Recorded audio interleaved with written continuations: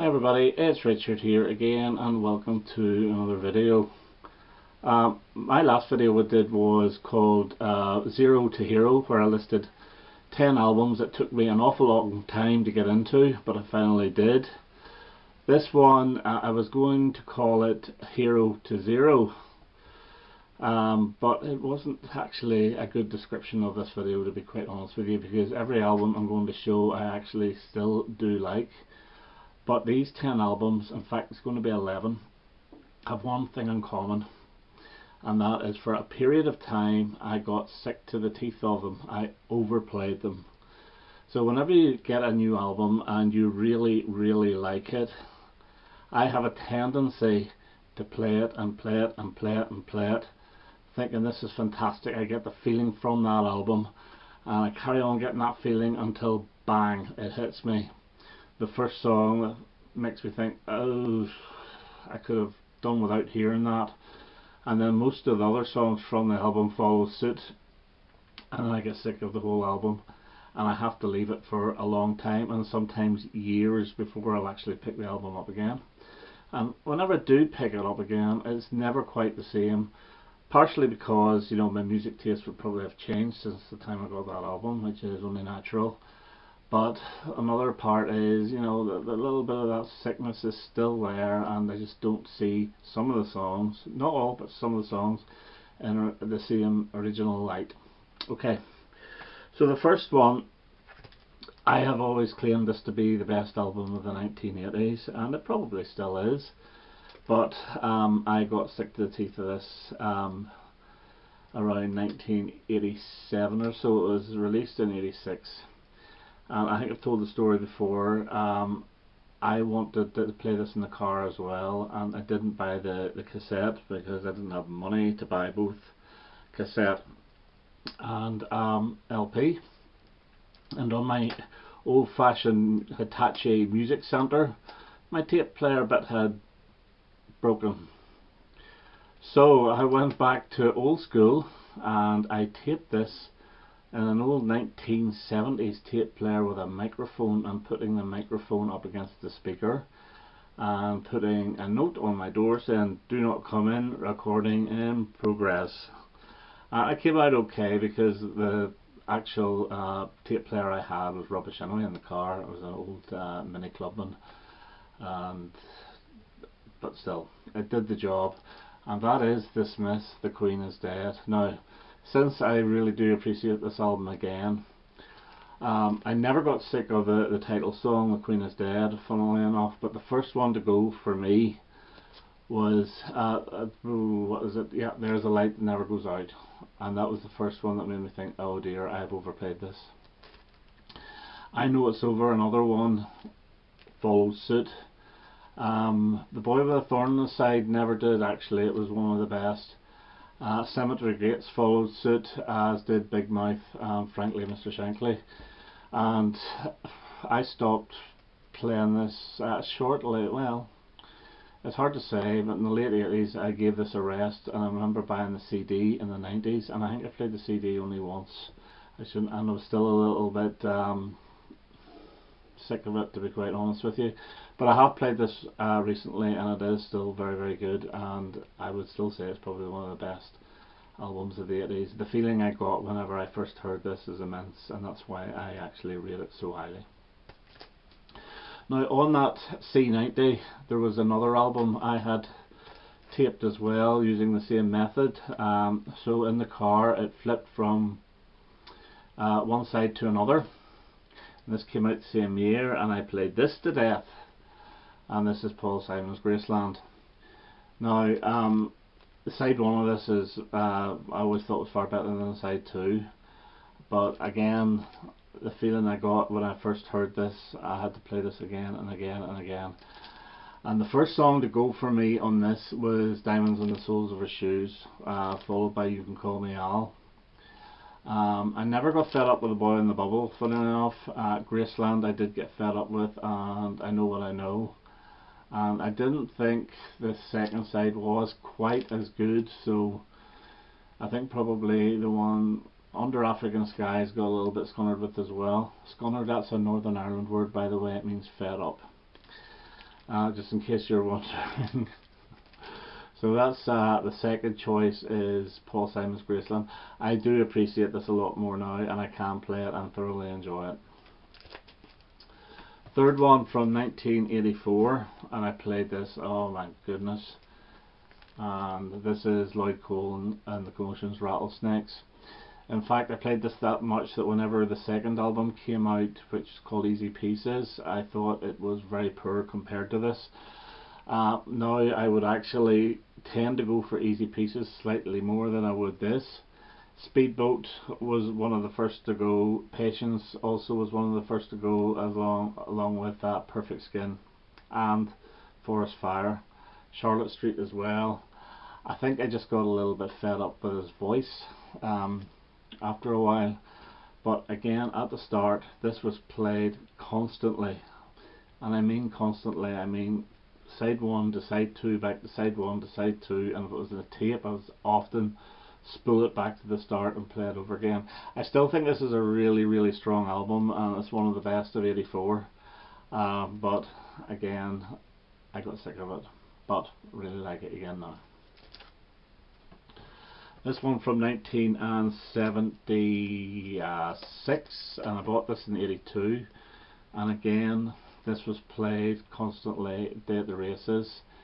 Side 1 especially I thought was fantastic, but the songs to go for me first, which I loved so much and then I just got fed up with, were the Millionaire Waltz. Now, coming back to the Millionaire Waltz, I always thought it was one of the best. I'm still a little bit fed up with it, to be quite honest with you, and that's after 30 odd years. I still enjoy it, but it's not up there with my favourites.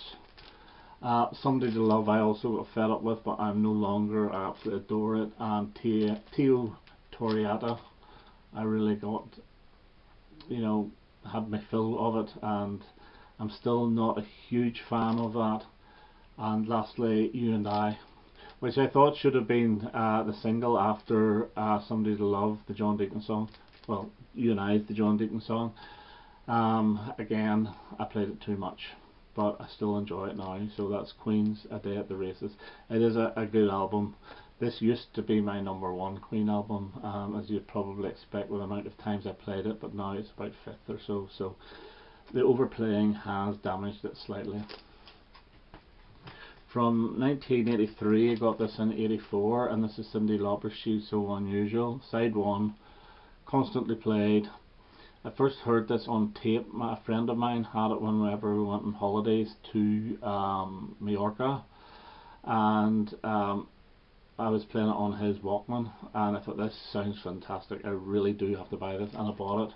And side 1 was played constantly. Side 2 maybe not quite as much, but the songs that I loved all of side 1, but the first song to go for me was Money Changes Everything, and then All Through the Night from side 2. Funny enough, I never got fed up with Girls Just Want to Have Fun. Don't know why, just never got fed up with it. But again, I've played this in the past year or so, and it's really, really good. So it's back up in the estimations again. Big fan of this band in the early 80s. Buying their albums, this is the one that clicked the most at the time, so this one got the most plays, and this is The Jam, Setting Suns. Love Girl on the Phone, never got fed up with it. However, Thick as Thieves, Private Hell and Little Boy Soldiers, which I rated every bit as highly, I did. Eating Rifles I never get fed up with.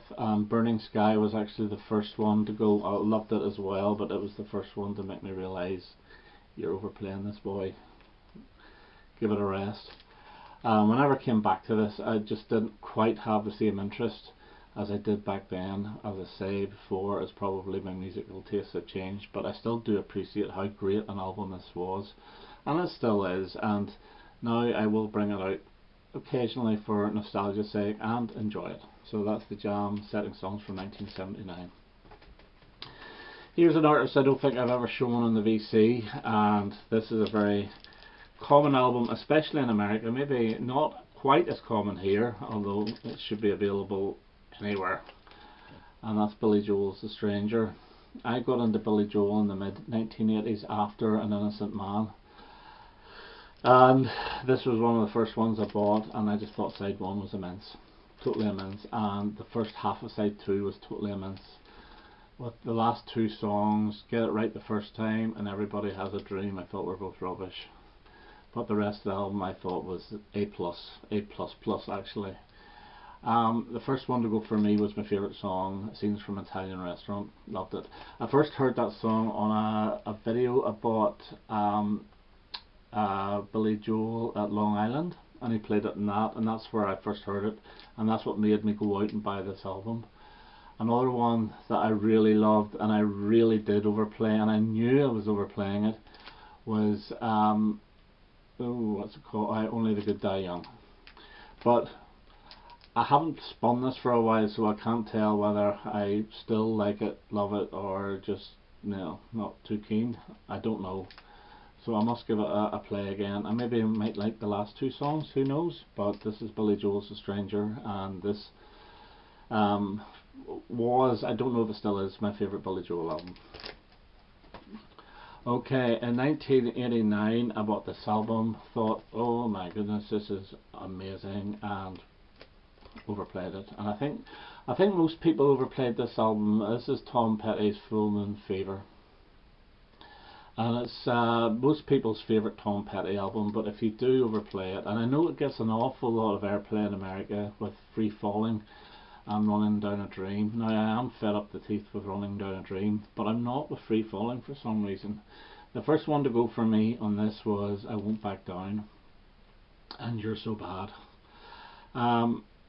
Again, overplaying. Another song I didn't get fed up with was the Apartment song, but stuff like Depending on You, Zombie Zoo especially, and A Mind with a Heart of His Own, I got sick of. Now again, I haven't played this for a while, so I actually must revisit some of my Tom Petty stuff, because I haven't played his material at all in quite a few years. But this is the original copy I bought back in 1989, and I thought this was his best album. I don't know now if it is, but it's still, for what I remember, an excellent album, so I'm not going to diss it. Okay, a little bit of a pop album from '83. I love this band. I had their first 3 albums, but this was their first cover versions album, and I thought it was magnificent, although looking back it's probably what broke them as a band, and that's UB40's Labour of Love. Red Red Wine, loved it. I remember seeing a version of it live on, was it the Tube or one of those type programs before it was ever released as a single, and I didn't know it was a cover version. I didn't know Neil Diamond had written it, and I thought, God, this is one of the best things they've ever done. And I got the single, loved it, bought the album, realised they're all cover versions, and played it to death. And the ones that really I got sickened with first were Many Rivers to Cross, Cherry O Baby, Johnny Too Bad, and Keep On Moving. Funny enough, I never got fed up with that Red Red Wine, although I did get fed up with the single version. The LP version with Astro doing his bit at the end, I always preferred. So this is Labour of Love, UB40. Now I did play this recently in the car just to see what I thought, and I thoroughly enjoyed the whole album. So this still is a great album. Another pop album, which one of my favourite artists, and this is Adam Ant, Friend or Foe. I used to think this was his best album. Again, played it to death. This features the hit singles Goody Two Shoes, although the version on this is not the same as the single. It's not as good as the single actually. Friend or Foe, and the minor hit Desperate But Not Serious.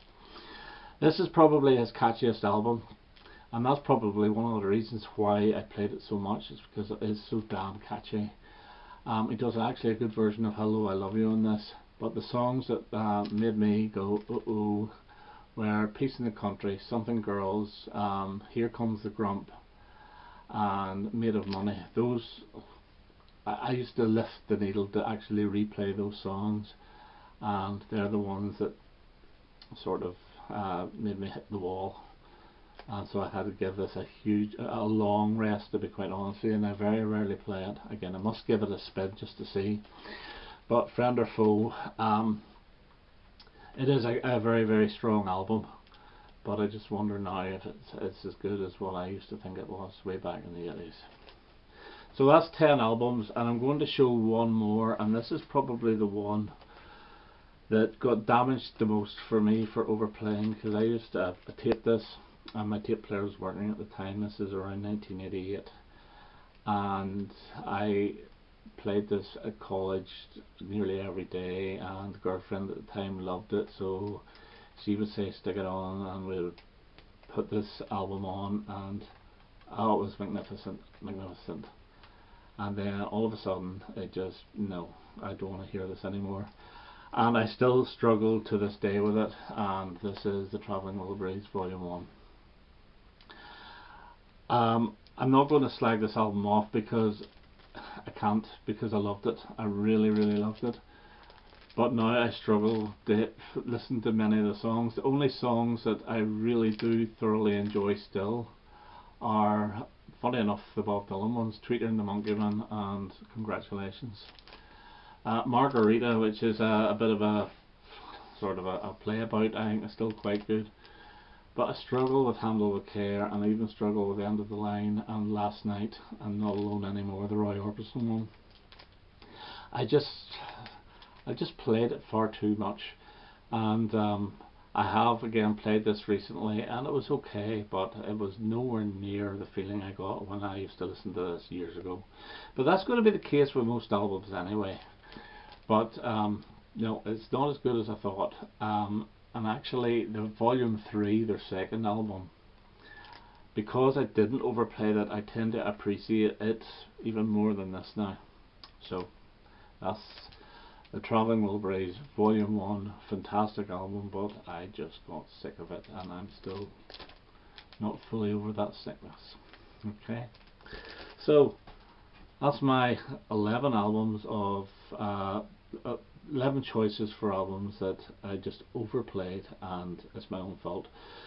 I'm nearly being guilty of this again, because I've got this album, I should have brought it in, but it's in the car. It's a CD by Carleen Carter called I Fell in Love from 1990 and it's a pure country album, but it's a really uplifting album, and it's a real yee-haw album, and again it's getting played on repeat, and I'm going to have to stop because I do not want to get sick of that album. So I'm just trying to learn a lesson, but it's hard to teach old dogs new tricks. Okay, so that's me for now. Hope you enjoyed that, and hopefully we'll have another video soon. Okay, now thanks, bye bye.